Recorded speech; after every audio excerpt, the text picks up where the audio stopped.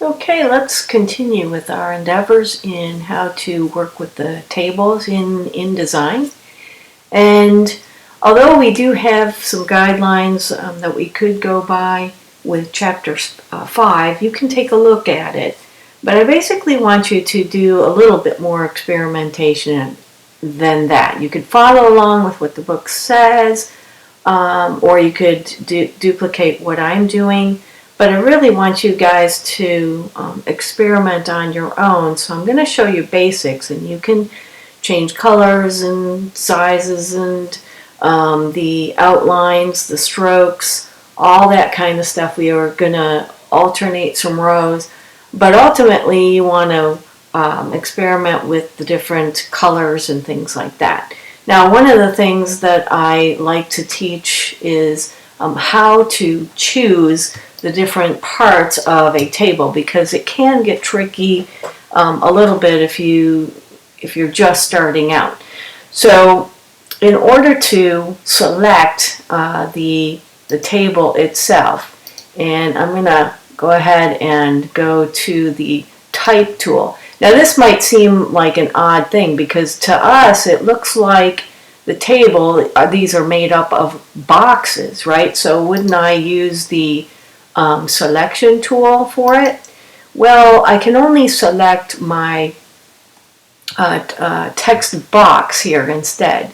So in order to select parts of my table, I do need the type tool. That's not so intuitive.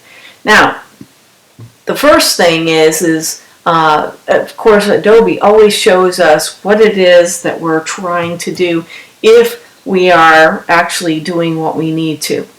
Now, to select the entire table, you would go up to the corner of the table itself, again the type tool, and you can see that my arrow is kind of like at an angle there, and it's big and it's thick.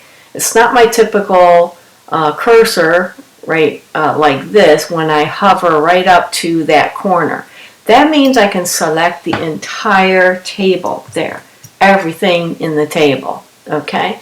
So I want you to practice this while we're going along. So once I show you this and you get a table in here going, practice selecting, and you're going to have a much easier time in figuring out what to do. Second thing is how to select a row, and again, these are just basically hovering over an edge. So for a column, it would be along the top, and you're going to hover over the very first part of the table, right on top of it. Any of those we can click on, all right? For rows, then we hover over the side here, and we can click, and it will select the entire row. Now, for selecting a cell, basically, I want to select that by clicking and dragging on the text, but I also want to kind of extend it out. So I have to kind of go all the way out to the edge of that cell, and now I've got that cell. Yeah, I can put some different controls on each individual cell if I want to, depending what I actually want to show. And this may help differentiate some of the data that's in here. Okay, so what about if I only want to select, not the header here, these parts. What if I want to select just the rows and not these headings here? Okay, well, if I click across for the row, all right, and then I drag, not allowing my mouse to go be released, okay, until I get to the end of it, and then let go, I can select whatever it is that I would like to. Okay, so let's zoom in here just a little bit. And I wanted to show you a little bit more about controlling the table itself. We'll get into styling, I promise you.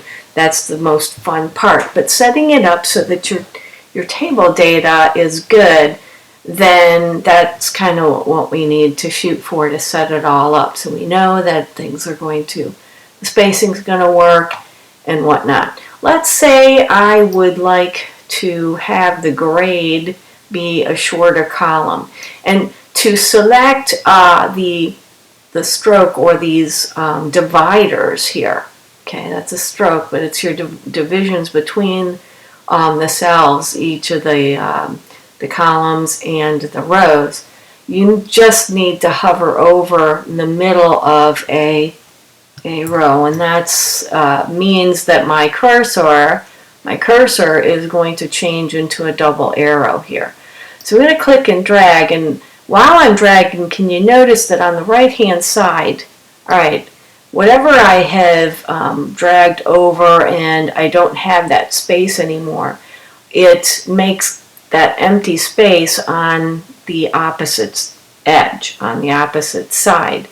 So what if I need that to be filling my column still, but I just wanted that first column to be shorter?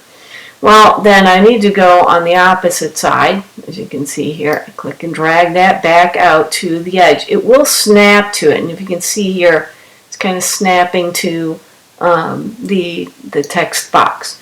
All right, but now what's happening is I've got a lot of space here on the right hand, the far right column, and then the middle column here, you know, it's shoved together. And in fact, here I have a situation where I have more text down on the last row in the middle column. So I want it so that this percent value and the point value, I'd like those columns to be the same width, and it's very easy to make things the same width, but I don't want the grade to be that way. So of course I'm going to go ahead and click and drag to select across both columns that I want them to be the same. So it's a matter of selecting those and going under the table drop-down menu, and you are going to look for distribute columns evenly. Now, incidentally, before I go ahead and select that, instead of going down to this drop-down menu constantly, you could make it a habit of right-clicking, or if you're on a Mac or a mouse with no right click, hold down your control key.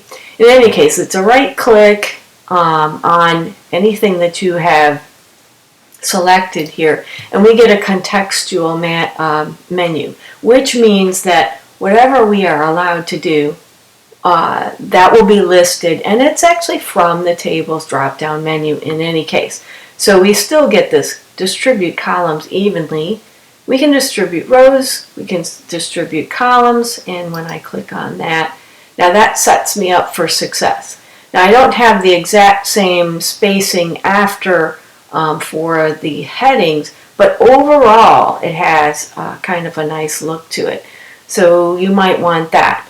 Now as a designer, that is your job to make sure the tables and information looks good and is very readable. So I've got enough space, I think, going in here to make it worthwhile. So that's basically setting up your table. And one last thing, you're able to make it so that you can put anything that's before or after. Let's say I have the end. Okay, so I have some information before my table, information after my table, and if I select my whole table, okay, I'm looking for, and again, I'm going to actually right click here and look for my table options. This is something that has to do with the table itself, and I want the spacing, the text before and the text after to have space. Okay, it has to do with like as if we have a paragraph, space before and space after. So the table options, table setup is going to get us there. And this is what we're looking for this, the table setup. You're going to go and look for table spacing right here. Okay, we have a space before, and there's very little space before and space after is actually in a negative direction. So the space before, and make sure your preview is on, and I'm going to make it so that it's a little bit more space there, and then the space after, I want to shove that down as well. Okay, that's 0, this is a negative. Okay, so I want to make sure that I have plenty of space before and after the table. Click OK. All right, we're in really good shape here, and the next things we want to do some styling. All right, see you in the next video.